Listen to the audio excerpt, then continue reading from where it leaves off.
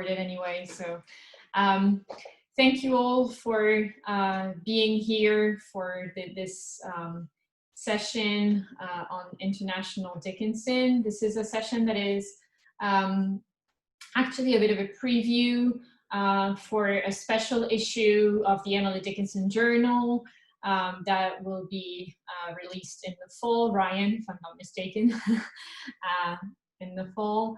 And so our first, without further ado, I think we can start with our first speaker, Baihua Wang, who is going to be presenting. So Baihua, you can unmute yourself and start your presentation.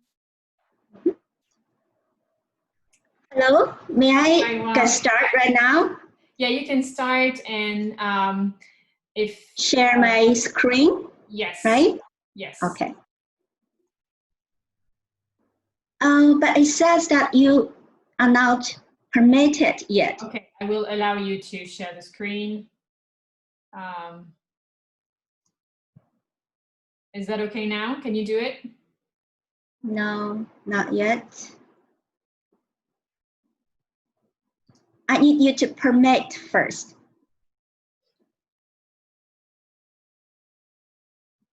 Normally you should be allowed to. Adeline, can I suggest if that's a problem, you could temporarily make Baihua co-host. Yeah, that's what I did. Baihua, that should work.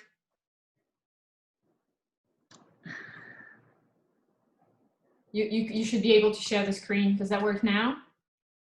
Let me see. Oh, yeah, sure.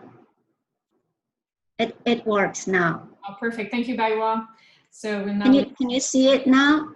Yes, yes. Good. That's great. Thank you. So I'm going to mute myself during your presentation, and I suggest everybody do the same and cut the video as well. That way we can hear Baihua better. Thank you, Baihua. Baihua, you're muted.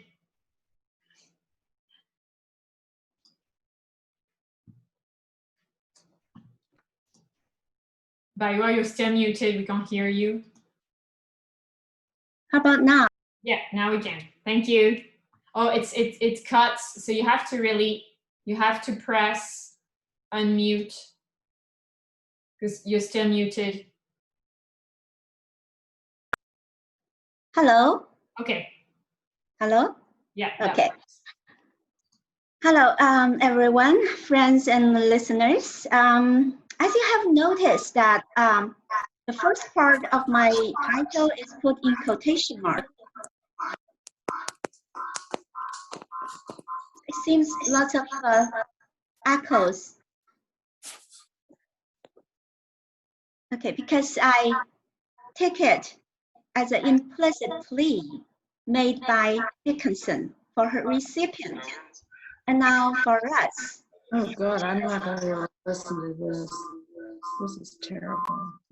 No matter how naive and shy or deliberate and pretentious such a plea might seem to her readers. This 38-page-long essay was initially written in Chinese and has been published in China last November.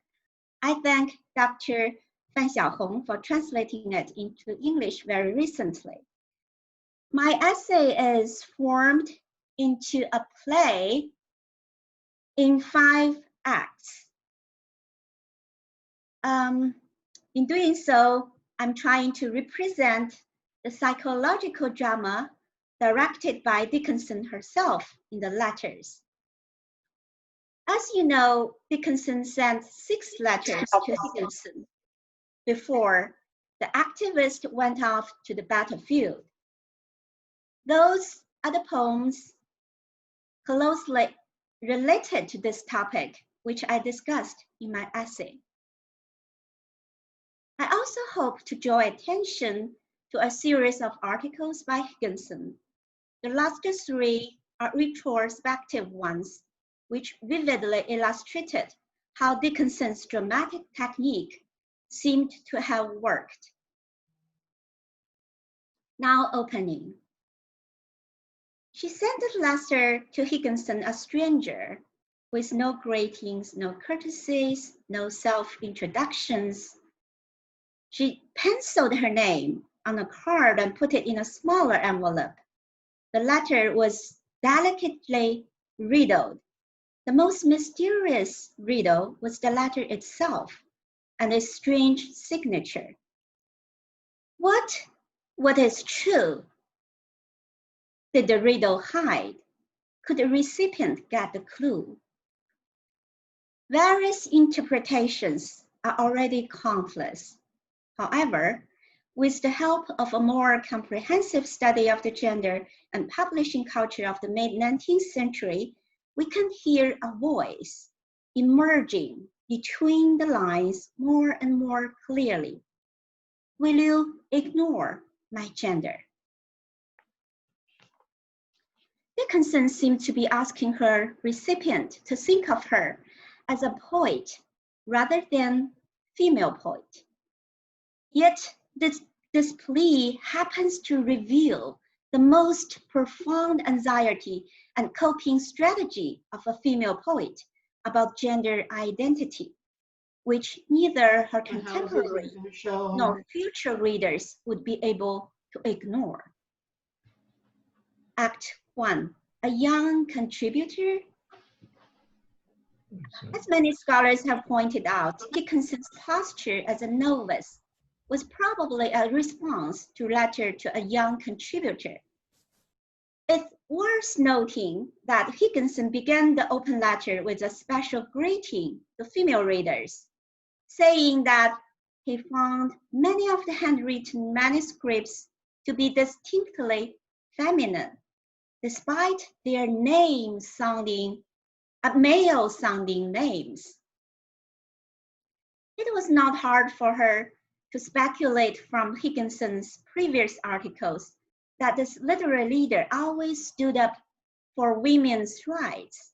About 2 years ago, in Out Women to Learn the Alphabet, Higginson predicted, there can be no question that the present epoch is initiating an empire of the higher reason of arts, affections, aspirations, and for the epoch, the genius of women has been reserved.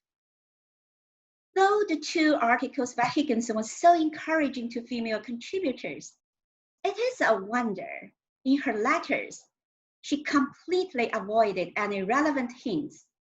If not by deliberation, at least she quietly erased all of her gender identities. Act 2, I enclose my name. I raise a question here. Since Dickinson was not a celebrity, but anonymous author and a complete stranger to Higginson, what difference would it make whether she signed or not at the end of the letter? The only message the name would reveal was that it has been written by a woman. For Emily was undoubtedly a woman's name. Here, I would like to introduce 2 valuable comments on Dickinson's signature from Professor Miller in her emails to me. She says, we have plenty of Emilys and plenty of Dickinsons, but not the 2 together, which suggests that Higginson's memory is wrong. Thank you, Chris. I hope to hear more about it from you later. Needless to say that E. Dickinson is more ambiguous in terms of gender. In any case, would her name and signature have a different in fact? If this was an outstanding female writer, would knowing her sexual identity affect a reader's reading and judgment? Tracing the question back to the publishing culture in her time, the answer was self-evident, which was also a lesson Dickinson herself had learned long before. Let me skip my discussion of the cultural context, including her own reading experience of Bronte sisters, etc., and quickly glide her Valentine reader letter, which was anonymously published in the Indicator in 1850. The implied author of this letter was a woman, imagining herself as a man. Being eager in equal communication, her gender identity was likely to become a problem too prominent to avoid. To get out of this trouble, she found that using metaphor and parody might be the best ways, while comedy a stage where they could be used freely. And Valentine's Day happened to be such a convenient stage. 12 years later, like a still volcano and unquiet earthquake style to settle the suspect, Dickinson's letters and poems were skillfully woven with dramatic techniques to manipulate various conventions, especially those of gender. Back to the act of enclosing her name in a smaller envelope, we can infer that it was like directing a small drama in which the real gender identity emerged gradually after hiding, evading, or deferring. It seemed that this mini version drama was an inadvertently parody of the dramatic process of female authors' anonymous publication of the time. From this point of view, the envelope conceived not so much an obscure name, but rather a distinct gender label. A hidden rhetorical strategy suddenly became apparent in revisiting the sentence.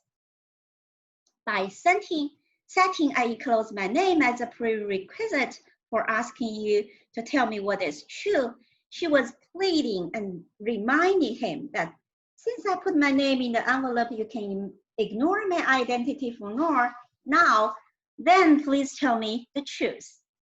It can be seen that it is not only a versatile request, but also an aggressive demand, even a strategy to manipulate readers' way of reading, emotional experience, and rational judgment. All the evasive and metaphorical language seem to remind the recipient, please read my poetry no matter who I am. That is the most important message. Each sentence in the letter pointed to the poems rather than to the author, which forced the recipient to confront the poems directly. As she asked in her letter, if my verse is alive, that, after all, was what is true she wanted to know, a matter of life and death.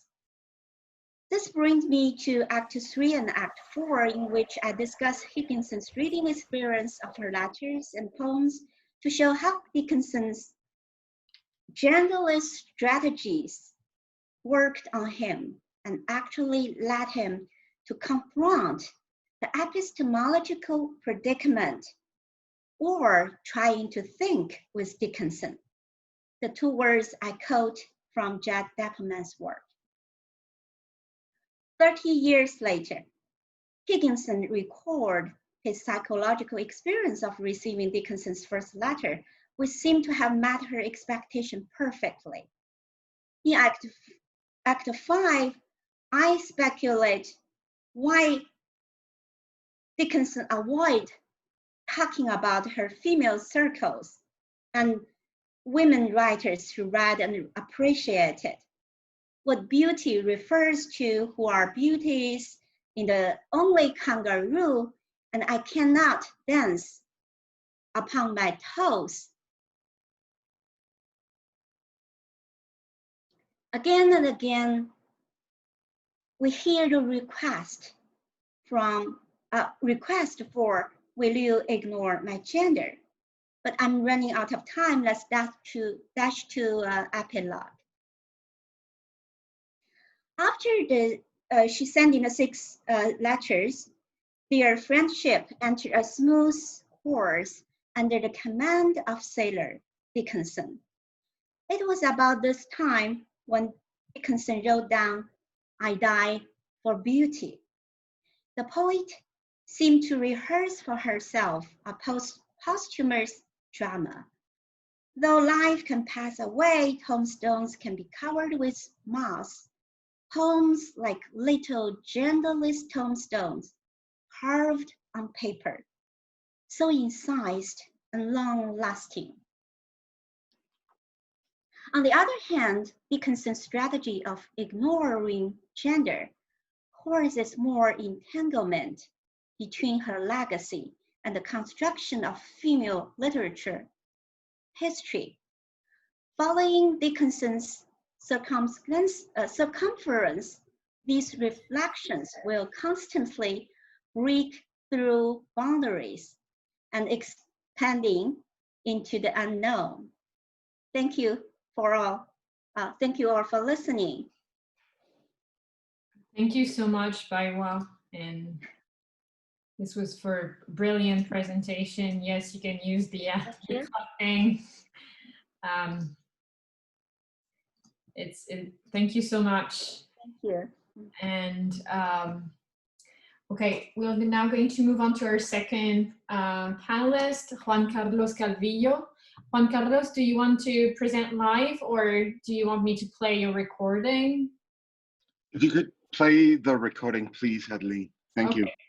Okay, so I'm going to play the recording, but Juan Carlos is here and he'll be there for Q&A, as will Baihua. So you can propose that we save the questions for the end of the session.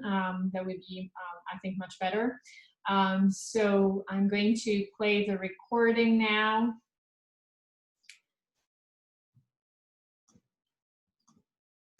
And I'm going to share the screen as well. So apologies, the technology is taking a bit of time.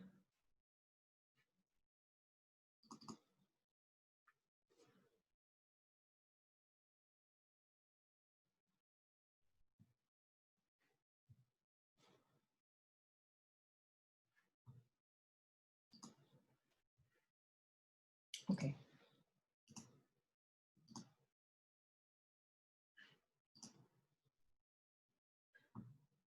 Can you all see it? Yeah, thanks. Okay, great. So I'm going to play the recording now and we'll mute myself. Hello, my name is Juan Carlos Calvillo and I am Professor of Translation at the College of Mexico. I have translated selections of Emily Dickinson into Spanish, and my research over the last 10 years or so has been devoted to studying the work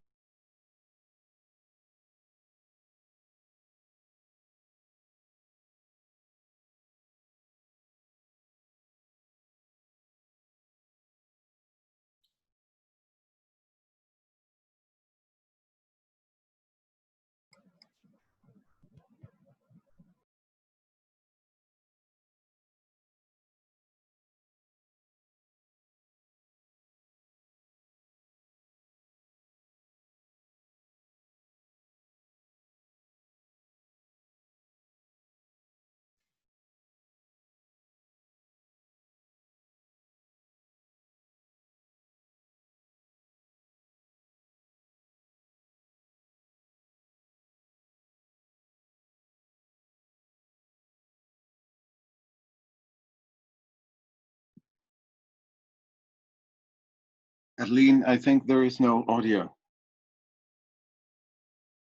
Yeah, my apologies. It's just that I cut my audio, so I'm going to play the video again. I apologize.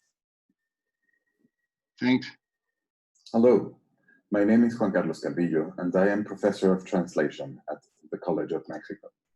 I have translated selections of Emily Dickinson into Spanish, and my research over the last 10 years or so has been devoted to studying the work and the insertion in history of the enormous repertoire of writers and translators who have rendered Dickinson's poetry into my native language. My paper in the upcoming journal is an excerpt of a book entitled Emily Dickinson, A Study of Poetry in Spanish Translation, which will be published later this year by the University of Valencia in Spain. And it starts off by acknowledging the supposed untranslatability of poetry. Surely you are familiar with the famous aphorism in which Robert Frost decrees that poetry is what is lost in translation. The condemnation is quite clear. The poetic is precisely that which vanishes in the act of paraphrasing, which has no equivalent. It suggests that poetry is a sublime, unique, and irreplicable event. Yet, I believe that if translating poetry were indeed impossible, or not to exaggerate, if it were just a miserable failure we have agreed to settle for, there would be no point even in making an effort. I am convinced not only that the translation of poetry is possible, but that it in fact has been achieved successfully on countless occasions, and of course can continue to be achieved. The Spanish language, for instance, has had the good fortune of receiving and adopting Emily Dickinson plenty of times. Since the beginning of the 20th century, around 80 translators, poets, academics, researchers, and enthusiastic readers, hailing from 9 or 10 countries on either side of the Atlantic, have shared their Spanish versions of Dickinson's work, thus creating not only a hearty corpus, but also, and consequently, a heterogeneous one. The diversity of historical, cultural, and literary contexts of reception, as well as the variety of purposes and criteria with which the translators have carried out their work, has resulted in a considerably unequal panorama of target texts. As a result, the Dickinson that is read in Spanish, in Latin America and Spain, is different not only from the Dickinson that is read in English, but also from the Dickinson that could have been read if another available volume had been chosen. This is especially so given that Dickinson's peculiar style, her condensed and fragmentary form, her intentional omissions, her anomalous rhythms, and her distinctive indetermination often force the translator to disambiguate, to resolve, to interpret the original. Therefore, I invite you to get a copy of the forthcoming journal and take with me a brief tour of Dickinson's reception in Spanish throughout history, starting from the foundational figure of Nobel laureate Juan Ramón Jiménez, whose translations of 3 poetic miniatures in his 1917 Diary of a Newlywed Poet are the first ever in Spanish. Later, taking a look at Mexican poets Javier Villorrutia and Gilberto Owen, representative members of modernist group The Contemporáneos, the first of which paved the way for Dickinson's appearance in Latin America, and the second one, Owen the Wanderer, who published a selection of translations where, to quote Valeria Luiselli, he bends his own language and invents a form to recast the poems in Spanish. And then, moving on to the 1945 volume of selected works, penned by Ernestina de Champurcin and Juan José Domenchina, poets of the generation of 27 and exiles from the Spanish Civil War, who produced a book that is beyond curious, since Domenchina, in his prologue, without a trace of reservation, attacks Dickinson every time he has a chance. My paper then offers, however briefly, a survey of the main translators of Dickinson into Cervantes' tongue, from Spain to Mexico, from Argentina to Colombia, Venezuela, Nicaragua, and from the dawn of the 20th century to the dawn of our own, leaving readers on the brink of discovering just how her message is committed in the Spanish language. In closing, I would just like to thank Adeline, Eliza, and Lixin, and of course the Journal and the Emily Dickinson International Society for their endeavor in the promotion of Dickinson scholarship, and especially for their hard work in these difficult times we live in. Thank you very much, and let's hope we see each other soon. Thank you, Juan Carlos. I hope you can hear me correctly now. Okay, thank you so much. And so all these papers, as I said, are part of the special issue, and our next contributor is Enikő Bollobás, who is going to present a paper that is also from the special issue. Enikő, I can't see you anymore, but so you're Enikő, are you here? I am looking for Enikő.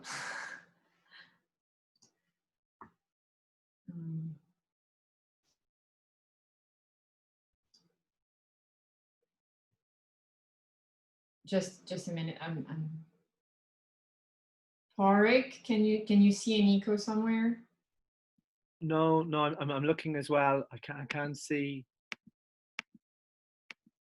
Maybe she has issues with connection. She was there. It doesn't look as though she's in the participants list. Do you want me to send an email to her quickly? She was right there. I think she was writing, she sent in the chat box that she was having difficulty with connectivity. A couple of people like me didn't understand that we needed to click onto a new Zoom link. So we were kind of hanging out in the old room before we figured out what was going on. And I think she typed there that she was having difficulty with connectivity. In fact, I can go back to the previous Zoom link and check her message, and then I'll type it to you individually, Adeline and Elizabeth. Thank you. Okay. Yep. So just in the meantime, maybe we can switch to the next panelist, who is Kevin Wu, who's not with us, I think, right now, but who is going to be presenting, unless Kevin, you are, feel free to let me know. But he's presenting in absentia, so he has sent me a recording, which I'm going to play right now. And that way it will leave some time. Hello everyone, my name is for Enikő to join us.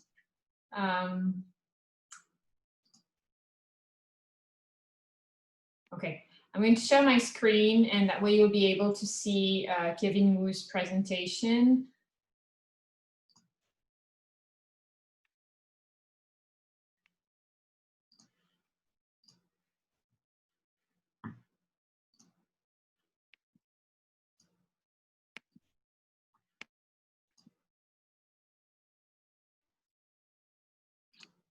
Okay, here it is. I hope audio is good. And here is his presentation. Audio is not working. Worked fine a minute ago. I have no idea.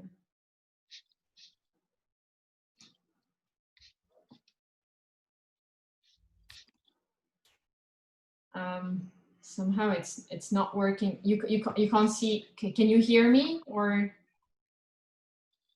Yeah. Yes, we can hear. We can hear you. Yeah. I have no idea why I can't.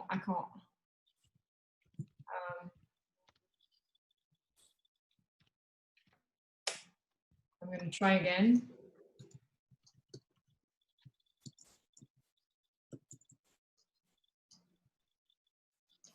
Okay, I'm going to try and open with another.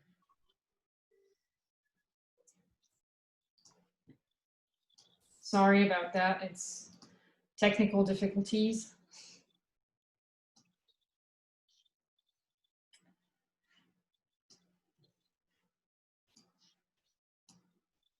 Okay, hopefully this time it'll work. Hello everyone. Yep. My name is Kevin Wu, also known as Min-Hua Wu in my country. I teach at the National Zhengzhi University, Taipei, Taiwan, just like my wonderful colleague, Dr. Qu Lixin. The topic of my research is entitled Fidelity to the Deep Structure of Literature. It's subtitled Yu Guangzhong's translation of Emily Dickinson. The first part of the research compares Israel Pound's particular poetic of translation with Yu Guangzhong's cautious selection and the reselection of Emily Dickinson's poems. As you know that Israel Pound divided poetry into three kinds of dimensions. The first one is called Melopoeia, according to Israel Pound.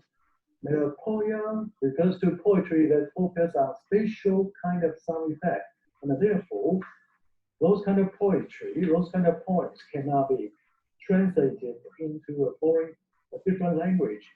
And the second dimension is called logopoeia. It refers to the intellect dancing in the words. So according to its account, logopoeia is also untranslatable.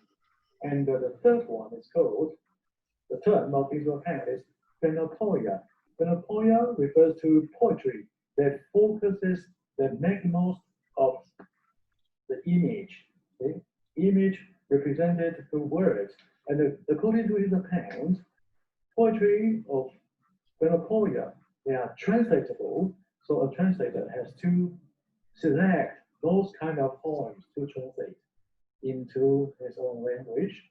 And the three dimensions and the divisions of the poetry, as carried out by Israel Pound, is somehow related to Yu Guangzhou's selection of what Emily Dickinson's poem to translate. According to the editor of Anthology of American Poetry, in the preface, he mentions that Yu Guangzhou, the translator of Emily Dickinson, first chose 13 poems to translate, but at the end, he submitted his translation of another 13 poems with 5 different poems among them. And in a different interview, the translator Yu Guangzhou confessed that why he abandoned the first chosen 5 poems of Dickinson's to translate. That's simply because those 5 poems were too difficult for him to translate into the Chinese language. And with this beginning, the first section of this talk, the comparison of Israel Pound politics of translation and the Yu Guangzhou's selection and the reselection of Emily Dickinson's poems to translate, I would like to prove the complicated and complex poetics of Emily Dickinson's. And the second part of the research is entitled Fidelity to the Deep Structure of Literature, Yu Guangzhou's Artistic Rendition of Emily Dickinson's Poems. Here I carried out a comparative study between the original poem of Emily Dickinson and their translations in Chinese by the translator, Yu Guangzhou. And I pointed out that the translator is not a 100%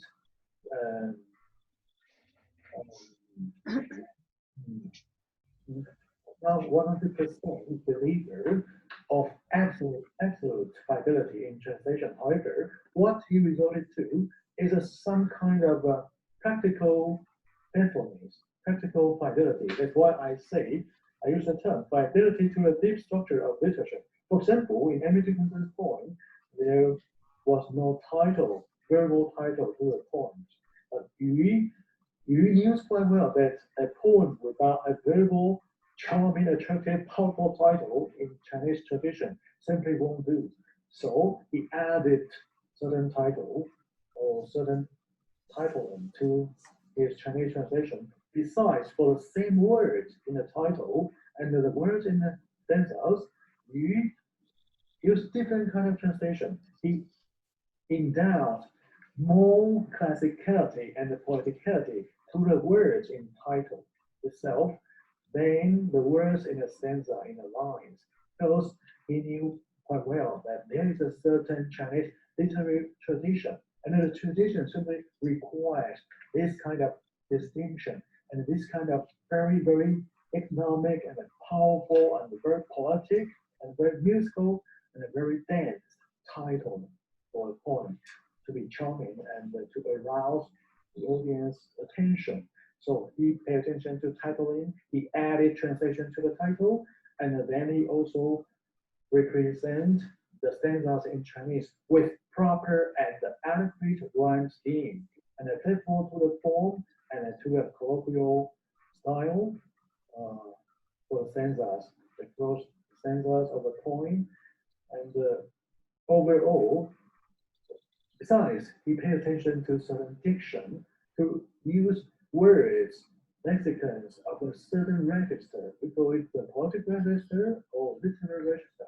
So there's a certain optimal convergence of colloquial style and poetic style, and you may say conventional aspect of Chinese poetic tradition. So the overall result is quite great. I guess that's it about my research. If you are interested, you may want to read through the content. I prepared some keywords and an abstract. So you may want to have a look at this research entitled, again, Fidelity to a Deep Structure of Literature, Yu Guangdong's translation of Emily Dickinson. See you. This is the end. Bye-bye. Okay, thank you all for following. I hope that the sound was okay this time. I don't know if Enikő is back. Parek, can you see Enikő anywhere? Not at the moment. I'm looking. Okay, well, in that case, I'm going to move on to Cuihua, who I see is here. Cuihua, are you there? Cuihua Shu, who is going. So, Cuihua, do you want to be presenting live, or do you want me to play the recording? I think you said you wanted to play the recording. Am I correct?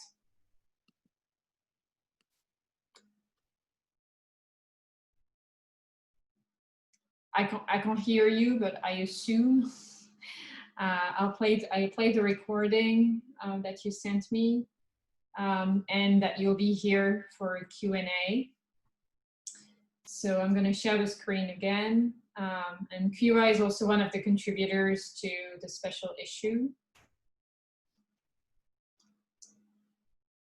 So playing the recording now, and share my screen.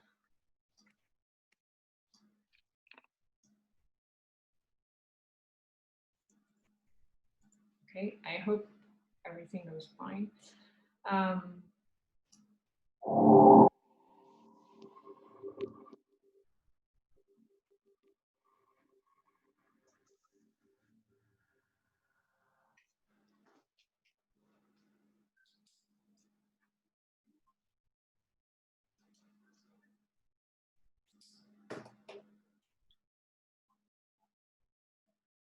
Hi, I'm Cuihua. I'm from Guangdong University of Foreign Studies.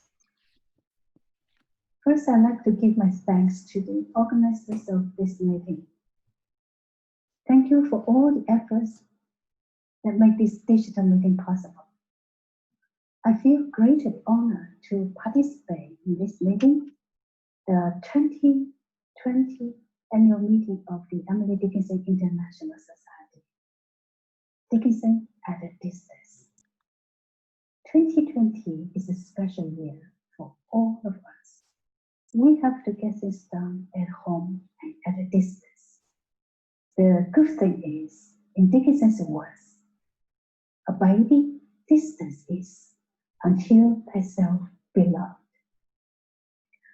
At the moment, the distance is shortened by our common love for distance works. My interest in Dickinson was in translating her poems and letters into Chinese as a means of close reading to understand this difficult poet. I'm happy to participate in this panel that presents the special issue of the Emily Dickinson Journal, featuring international translation of Emily Dickinson. Here, I'm presenting to the panel the abstract of my published translation work. The work holds a predominant place in my affections. Emily Dickinson's letters to a Baihua. The Chinese name of the book is 我重今生及今生至鲁特书写集. Published by Shanghai People's Publishing House in 2016, the translation work was the first effort that demonstrates the translation of selective letters of Dickinson in a book form. The book contains two interpretive essays that were written in Chinese. The first essay, Approaching Emily Dickinson, helps readers to perceive the birth of Dickinson the poet was closely related to her New England natural world and the rich resources of influences from her culture. The title of the second essay is Dickinson's 22 letters to Baihua, a window through which Dickinson the person and Dickinson the poet could be known. It presents the inner connection between the 22 letters and her poems written in later years. The second essay is divided into two parts. Part 1 demonstrates the images of Dickinson that would emerge in these early letters. Evidences from these letters were cited to present several images of Emily Dickinson. She appeared to us as an ambitious and competitive student who was trying to make the best use of her time. She also appeared as a serious thinker over life, death, and immortality. Part 2 argues that in these early letters, written from the years of 15 to 25, when Dickinson was very young,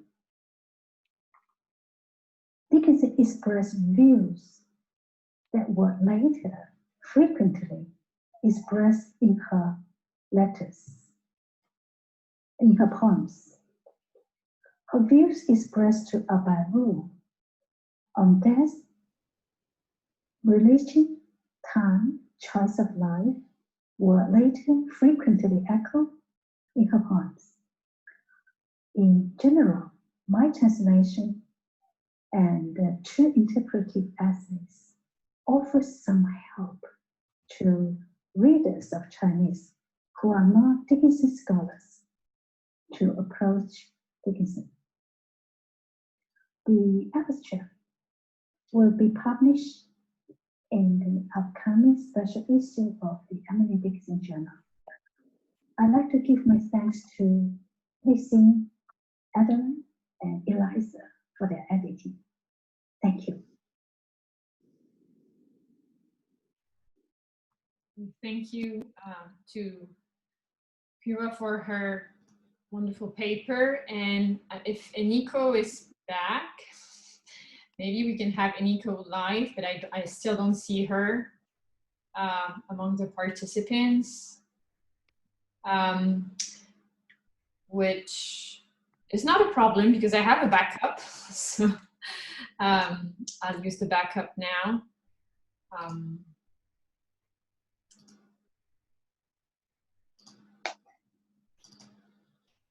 So I'll use the backup and play the recording again.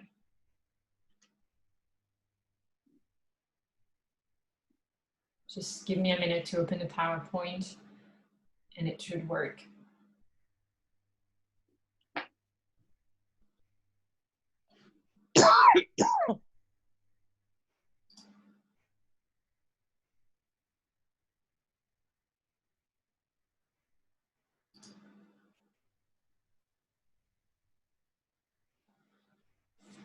Okay, perfect. I'm going to share the screen and play Enikő Bollobás's presentation, and then we can move on to Q&A.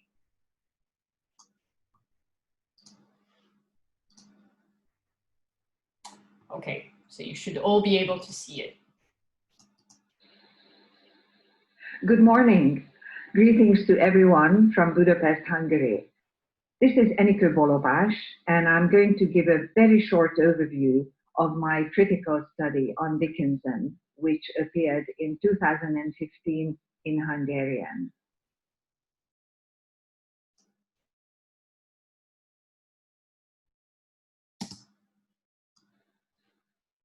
In this monograph, whose English title would be Our Visitor from Infinitude, Emily Dickinson's poetry, I examined the poet's overall achievement, presenting Dickinson as a subversive thinker and formal innovator in 4 areas, which I detail in 4 larger chapters.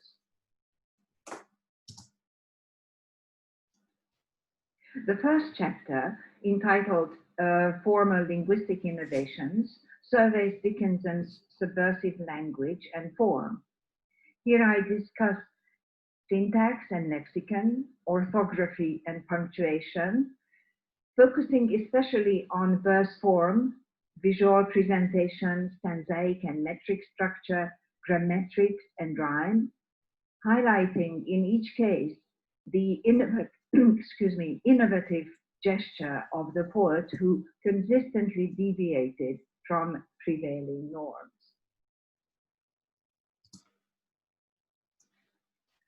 Modes of thematic treatment is the title of the second section, devoted to Dickinson's excursions into forms of knowing that will supply her main themes.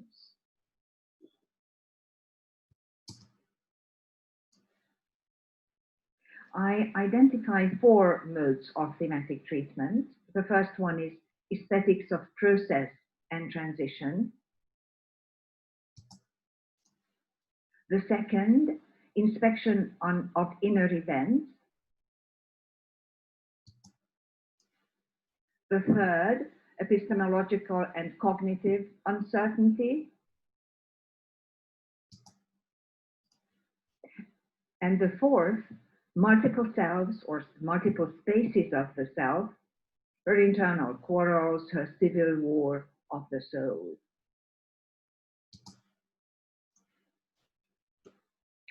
Modes of Thinking and Troping is the title of the next chapter, in which I work from the assumption of cognitive poetics that structures of knowing are reflected in corresponding poetic figures and tropes, and connect these tropes, connect these modes of thematic treatment to the following tropes. Paradox and oxymoron, understood as dominant tropes of the poet who sees the world in its contradictions, leaving room for ambiguity and indeterminacy. Metaphor, the mode of capturing fleeting moments, as well as a vehicle whereby inner and outer events turn into each other. This is what she calls seeing comparatively. Synecdoche, and what I describe as its reverse, mise en abîme, allowing the poet to conceptualize part-whole relations and give spatial form to psychological adventures. That is, synecdoche, typically used as a figure of grammatical violation, violation of rules of combination especially. Mise en abîme, corresponding to a vision in which part can contain the whole. Metonymy, capturing moments of connection, contingency, and indirection. And finally, catachresis, the emblematic trope of an innovative and subversive mind that will serve the articulation of the phase preceding cognition, for which neither word nor concept existed until the poet herself came up with them. The last section, Dickinson's concept of gender, deals with the gendered poetic subject, highlighting the difference between the use of metaphor and catachresis. Metaphor for normative female subjectivities, and catachresis for the never before imagined constructions of the female subject.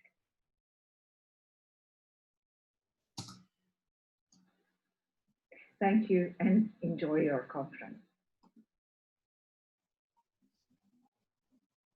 Thank you, Enikő, for that presentation of her book that was published in Hungarian, and that will be featured along with all the other presentations in the forthcoming special issue of the Emily Dickinson Journal. And I think now we can move to Q&A, so feel free to unmute yourselves, restore the video, and use the raise your hand little button. That way we can keep track on who has questions.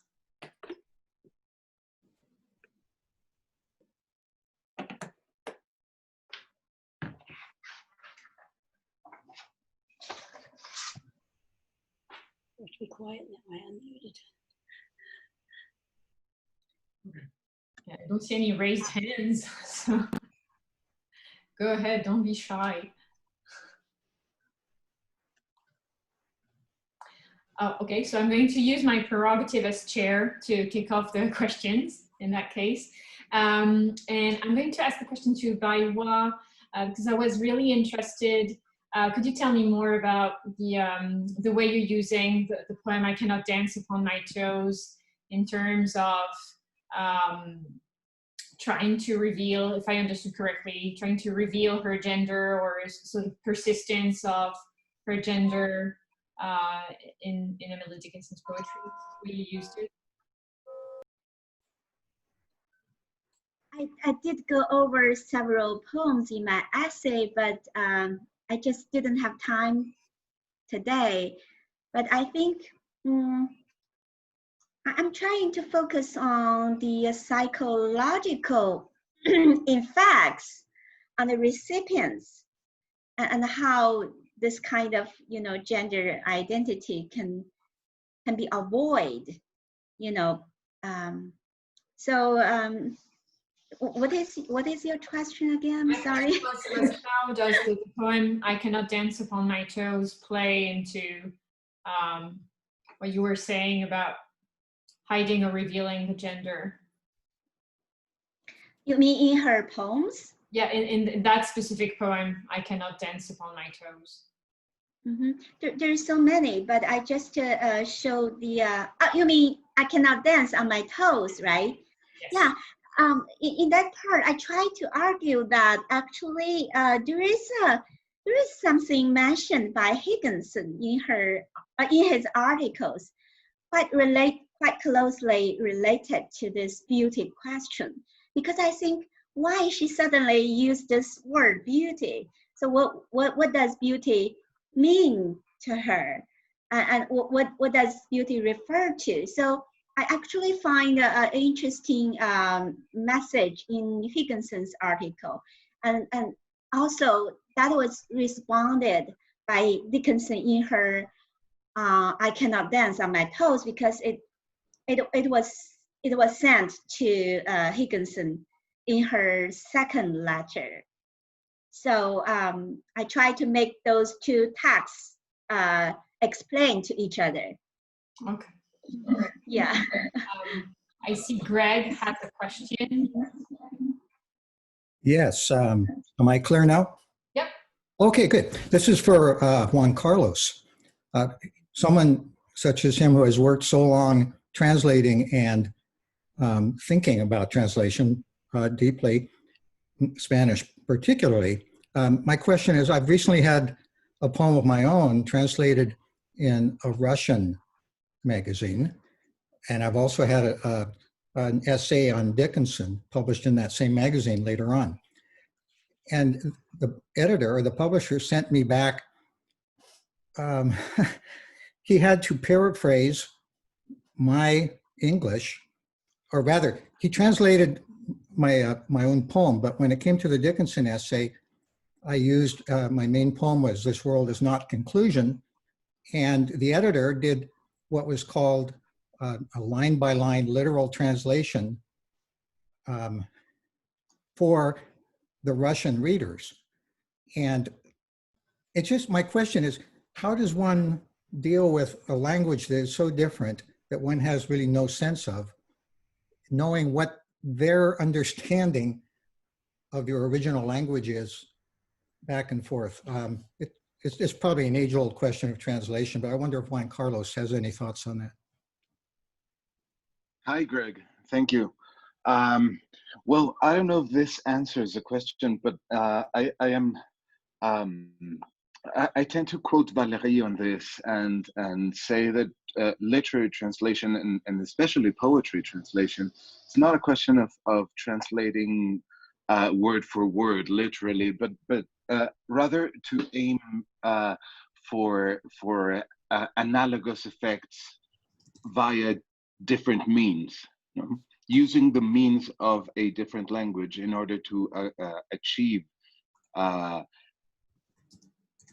similar effects. So yeah, I don't know how Russian works. I speak no Russian, but I think one has to